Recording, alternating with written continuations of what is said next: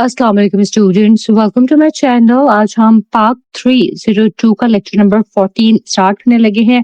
इस लेक्चर में भी हम दो बहुत इंपॉर्टेंट पर्सनालिटीज को डिस्कस करेंगे जो कि हैं अल्लामा मोहम्मद इकबाल और कायदे आजम मोहम्मद अली जिन्ना। ये दोनों लीडर्स जो हैं इन्होंने पाकिस्तान के क़याम में बहुत बुनियादी और तारीखी किरदार अदा किया। मिड टर्म के लिए ये लेक्चर्स बहुत इंपॉर्टेंट हैं क्योंकि इसमें इंपॉर्टेंट डेट्स हैं, पॉलिटिकल आइडियाज और पाकिस्तान मूवमेंट के मेजर ट्रेंडिंग पॉइंट्स भी जो है वो कवर किए गए हैं। ठीक है, तो चलिए स्टार्ट करते हैं विद द इंट्रोडक्शन ऑफ अल्लामा मोहम्मद इकबाल। तो अल्लामा इकबाल सिर्फ एक शायर ही नहीं थे बल्कि एक फिलोसोफर, पॉलिटिशियन, एकेडमिक, बैरिस्टर और स्कॉलर भी थे। उन्हें पाकिस्तान मूवमेंट के का इंटेलेक्चुअल और आइडियोलॉजिकल फाउंडर माना जाता है। उनके पोइट्री और फिलोसफी ने सब कॉन्टिनेंट के मुस्लिम्स को एक नई सोच और नई डायरेक्शन दी। उर्दू अदब में भी उनका मकाम बहुत बुलंद है और उर्दू के साथ साथ पर्शियन ज़बान में भी उन्होंने बहुत जबरदस्त काम किया है। अल्लामा मोहम्मद इकबाल की जिंदगी और तालीम को देखें तो अल्लामा डॉक्टर मोहम्मद इकबाल की पैदाइश जो है वह 9 नवंबर 1877 को सियालकोट में हुई। ये डेट जो है ना एग्जाम में बहुत इंपॉर्टेंट होती है और क्योंकि ये अक्सर एमसीक्यूज में आती है, उनकी पैदाइश और उनकी वफात। ठीक है, उनका इंतकाल जो है वो 21 अप्रैल 1938 को लाहौर में हुआ। ठीक, अपनी हायर एजुकेशन के लिए अल्लामा इकबाल यूरोप गए। वो कैम्ब्रिज इंग्लैंड में पढ़े और जर्मनी से फिलॉसफी में पीएचडी हासिल की। यूरोप में रह के उन्होंने वेस्टर्न पॉलिटिकल और फिलोसफिकल सिस्टम को करीब से देखा और समझा। वापस आने के बाद उन्होंने गवर्नमेंट कॉलेज लाहौर में टीचिंग शुरू की। स्लोली वो सब कॉन्टिनेंट के मशहूर फिलोसोफर और शायर बन गए और फिर सियासत में भी एक्टिवली उन्होंने पार्टिसिपेट किया। बाद में उन्होंने all India Muslim league join की और मुस्लिम पॉलिटिकल राइट्स के लिए काम शुरू किया। ठीक है, अल्लामा इकबाल ने जो है ना बहुत इम्पोर्टेंट बुक्स लिखी। लेक्चर में जो बुक्स मेंशन की हैं वो बहुत इम्पोर्टेंट है एमसीक्यूज के पर्पज से भी और शॉर्ट क्वेश्चन आंसर्स के पर्पज से भी। ठीक है, तो इन किताबों का नाम आप याद रखिएगा। इनकी किताबें थी the development of metaphysics in Persia, इसमें पर्शियन फिलोसफी और मेटाफिजिक्स पर डिस्कशन की गई। The reconstruction of religious thought in Islam, ये उनकी बहुत इंपॉर्टेंट किताब है जहां इस्लाम और मॉडर्न दुनिया का रिलेशन जो है इसको एक्सप्लेन उन्होंने किया। बांगे दरा जो है वो उर्दू पोइट्री का मशहूर कलेक्शन है। इसके अलावा बाले जिब्रील, ज़रबे कलीम और जावेद नामा, ये तमाम किताबें उनकी फिक्री और अदबी ग्रेटनेस को शो करती हैं। ठीक है, पाकिस्तान के बनने में अल्लामा इकबाल का रोल जो है वो बहुत यूनिक था। अगर हम कंपैरिजन करें तो सर सैयद अहमद खान ने अलीगढ़ मूवमेंट के जरिए मुस्लिम स्टेट के लिए ग्राउंड प्रिपेयर किया। सर आगा खान ने सिमला डेपुटेशन के जरिए मुस्लिम्स के लिए सेपरेट इलेक्टोरेट का कॉन्सेप्ट जो है वो स्ट्रॉन्ग किया। ठीक है, मौलाना मोहम्मद अली जौहर ने खिलाफत मूवमेंट के थ्रू मुस्लिम्स को मास मूवमेंट का स्टाइल सिखाया। लेकिन अल्लामा इकबाल ने मुस्लिम स्टेट का पूरा स्ट्रक्चर और डायरेक्शन जो है वो दी। उन्होंने इलाहाबाद एड्रेस में वो फाउंडेशन रखी जिस पर बाद में पाकिस्तान रेजोल्यूशन 1940 तैयार हुई। इसलिए लेक्चर में कहा गया कि अल्लामा इकबाल का मकाम इन तमाम लीडर से बहुत प्रोमिनेंट है क्योंकि उन्होंने फ्यूचर मुस्लिम स्टेट का ब्लू प्रिंट दिया था। ठीक है, अल्लामा इकबाल वो पहली बड़ी आवाज थे जिन्होंने क्लियरली कहा था कि हिंदू और मुसलमान जो है वो अलग अलग कम्युनिटीज हैं और उनका पॉलिटिकल फ्यूचर भी अलग ही होना चाहिए। उनसे पहले पार्टीशन की बात होती थी लेकिन अल्लामा इकबाल ने इसको प्रॉपर पॉलिटिकल कॉन्सेप्ट दिया। उन्होंने नेशनलिज्म और नेशन स्टेट का आइडिया जो है वो प्रेजेंट किया। उनका कहना था कि यूरोप का डेमोक्रेसी मॉडल इंडिया में अप्लाई नहीं हो सकता। यूरोप में मेजॉरिटी माइनॉरिटी सिस्टम चल सकता है लेकिन इंडिया में दो मेजर कम्युनिटीज हैं, हिंदू और मुस्लिम। ठीक है, यहाँ पर मेजॉरिटी माइनॉरिटी वाला सिस्टम नहीं चल सकता। ठीक है, क्योंकि इन दोनों के रिलीजन, कल्चर और सोशल सिस्टम जो है वो बिल्कुल अलग है। इसलिए उन्होंने यूरोपियन डेमोक्रेसी की मेजॉरिटी माइनॉरिटी कॉन्सेप्ट को रिजेक्ट किया। उन्होंने नेशन को डिफाइन करते हुए कहा कि नेशन असल में मोरल कॉन्शियसनेस होती है, यानी एक कौम की अपनी वैल्यूज, बिलीव्स और कलेक्टिव आइडेंटिटी उसको नेशन बनाती है। ٹھیک ہے. علامہ اقبال کا سب سے امپورٹنٹ سیاسی ایونٹ جو تھا وہ تھا ان کا الہ آباد ایڈریس جو 1930 میں دیا گیا. یہاں انہوں نے بہت کلیئرلی کہا تھا کہ میں چاہتا ہوں کہ پنجاب NWFP سندھ اور بلوچستان کو ملا کر ایک اسٹیٹ بنائی جائے. یہ اسٹیٹمنٹ پاکستان کے خیال کی بنیاد بنی. انہوں نے کہا کہ پنجاب NWFP سندھ بلوچستان مل کر نارتھ ویسٹ انڈیا میں ایک کنسولیڈیٹڈ مسلم اسٹیٹ بن سکتے ہیں. یہ ان کے نزدیک مسلمز کا فائنل پولیٹیکل ڈیسٹینی تھا. ایک امپورٹنٹ پوائنٹ لیکچر میں یہ بھی بتایا گیا ہے کہ علامہ اقبال نے اس ایڈریس میں بنگال کا ذکر نہیں کیا تھا. حالانکہ بنگال مسلم میجورٹی ایریا تھا اور بعد میں ایسٹ پاکستان بنا, لیکن اس وقت اقبال نے بنگال کے بارے میں کچھ نہیں کہا تھا کیونکہ اس کے بارے میں وہ کچھ شیور نہیں تھے. ٹھیک ہے. جب ترکی میں کیلفٹ ابالش ہوئی یعنی کہ خلافت کا خاتمہ ہوا تو انڈین مسلم سیاسی طور پر کنفیوز اور ڈائریکشنلیس ہو گئے تھے. اسی وقت علامہ اقبال نے لیڈرشپ دی.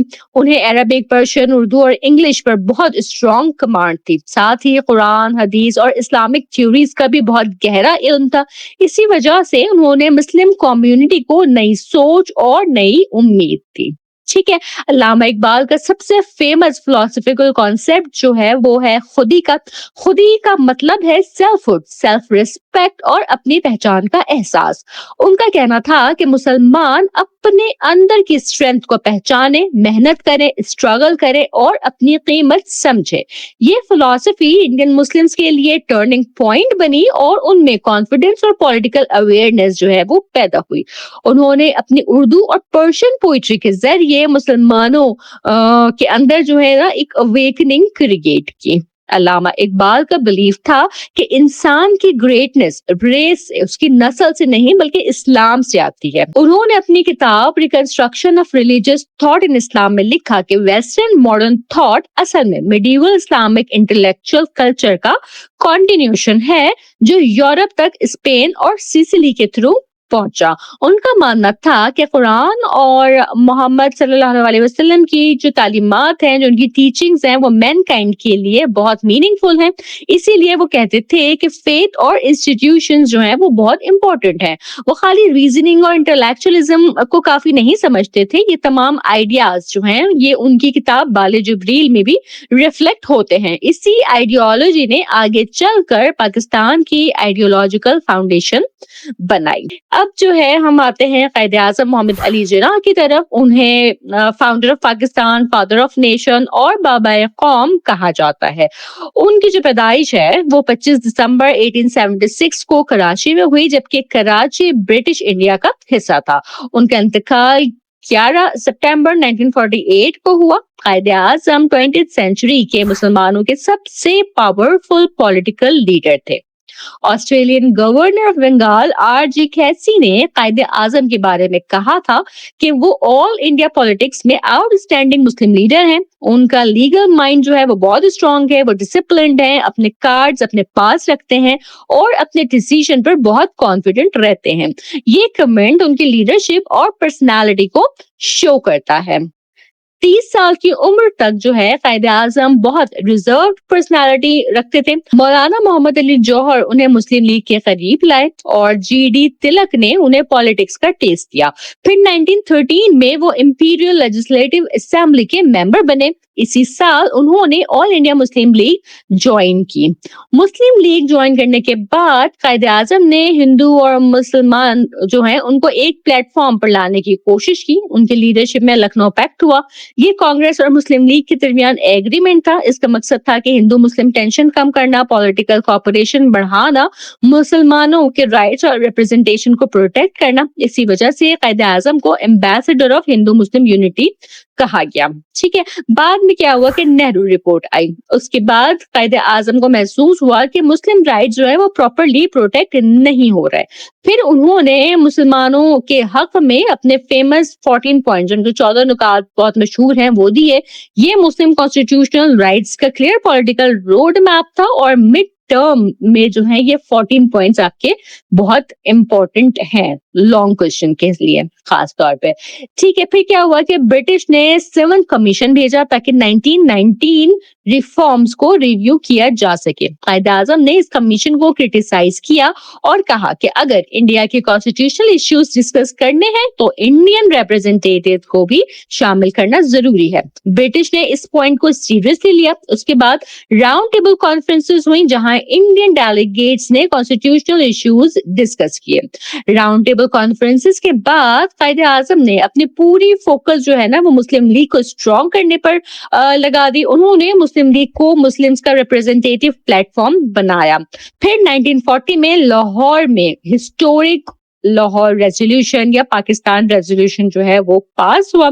ये पाकिस्तान के कयाम की ऑफिशियल सियासी डिमांड थी। कायदे आजम मोहम्मद अली जिन्ना ने मुस्लिम राइट्स के लिए कॉन्स्टिट्यूशनल और पॉलिटिकल स्ट्रगल जो है वो जारी रखी और आखिरकार पाकिस्तान का कयाम मुमकिन हुआ।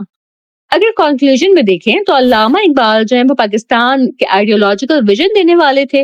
उनका कॉन्सेप्ट जो था खुदी और सेपरेट मुस्लिम होमलैंड और इलाहाबाद एड्रेस पाकिस्तान की बुनियादी आइडियोलॉजी बने। वो पाकिस्तान को बनता हुआ ना देख सके क्योंकि 1938 में उनका इंतकाल हो गया था, लेकिन उनकी पोइट्री और आइडियाज जो हैं वो आज भी पाकिस्तान की कल्चर और आइडियोलॉजी का अहम हिस्सा हैं। दूसरी तरफ कायदे आजम मोहम्मद अली जिन्ना वो लीडर थे जिन्होंने मुसलमानों को पॉलिटिकली ऑर्गेनाइज किया, कॉन्स्टिट्यूशनल स्ट्रगल की और पाकिस्तान को प्रैक्टिकल रियलिटी बनाया। इसीलिए उन्हें कायदे आजम और बाबाए कौम या फादर ऑफ नेशन कहा जाता है। ठीक है, और पाकिस्तान की तारीख में दोनों पर्सनालिटीज का मकाम जो है ये बहुत अजीम है। इसके साथ ही हमारे ये लेक्चर 14 भी यही मुकम्मल होता है। मुझे उम्मीद है कि आपने इन दोनों पर्सनालिटीज को अच्छे से समझा होगा। अगर आपके कोई सवाल हो या आप कोई फीडबैक देना चाहे तो मुझे कमेंट सेक्शन में जरूर बताइएगा। चैनल पर नए हैं तो सब्सक्राइब करना हरगिज़ ना भूलिएगा। मेरे लेक्चर्स को अपने फेलो स्टूडेंट तक पुरचर्ड यूनिवर्सिटी के डिफरेंट ग्रुप्स और फोरम्स में जरूर शेयर करें ताकि ज्यादा से ज्यादा स्टूडेंट्स तक ये लेक्चर्स पहुंच सकें और वो अपने मिड टर्म की अच्छी प्रिपरेशन कर सकें। मैं इंशाल्लाह ताला अपने नेक्स्ट वीडियो के साथ जल्द हाजिर होंगी। तब तक आप सब अपना बहुत ख्याल रखिएगा। अल्लाह हाफ़िज़।